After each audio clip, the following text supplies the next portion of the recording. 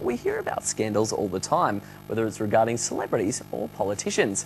But the latest scandal making the rounds involves Britain's biggest selling newspaper. And now it's led to the whole paper being shut down and some of its staff being arrested. Let's have a look at how journalists chasing a story can become the story themselves.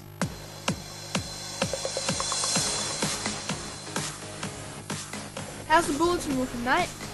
We still need a good lead story. The business of news is all about getting the big stories before anyone else.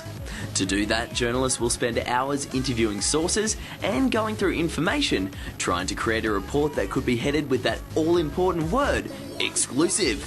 How could you miss that? It's one of the biggest stories of the year. Or you're going to have to do it somehow. Okay, I'm on it. For news organisations, that one word can mean bigger audiences and therefore bigger profits. But in London, the chase for that one word has gone to crazy and illegal lengths.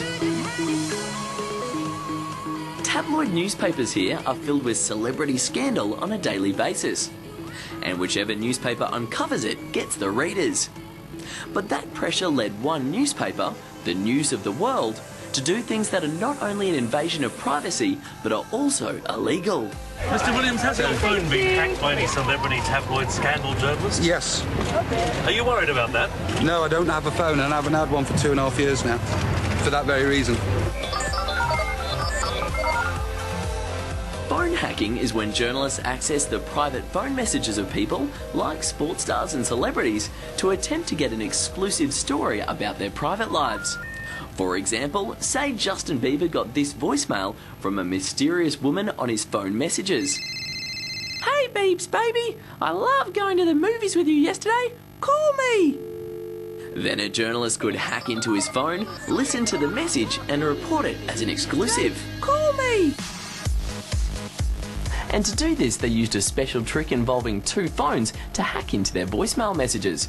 And because many people don't change their PIN codes, often they could get in just by typing 0 4 times. For others, private investigators were paid to uncover the PIN code or to bribe phone company employees to give it up. Yeah, well, it was a tool of the trade. I mean, you were not just expected to do it, you were expected to get a story. And it wasn't just celebrities who were hacked. Last month, more victims were discovered, including victims of crime, the families of dead soldiers, and even people caught in terrorist attacks. Politicians and the public were outraged. Things we are hearing are absolutely appalling. We will get to the bottom of this. All up, it's thought that thousands of people may have had their phones hacked, and each one of those hacks is a criminal offence. So the question now is who's responsible? Well, first up are the News of the World journalists that actually hacked phones. Then there are their bosses if they're found to have told them to do it or turned a blind eye. Private investigators or police that were involved could also face the music.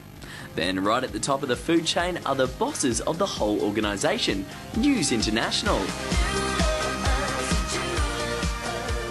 Rupert Murdoch and his son James could get in trouble if it's proven they knew about it. And they're some of the most powerful news bosses in the whole world. In the meantime, it's the end of the world as we know it, quite literally. News of the World has been shut down, going out with an apology to its millions of readers for the behaviour of its staff, which is one exclusive they now probably wish they'd avoided.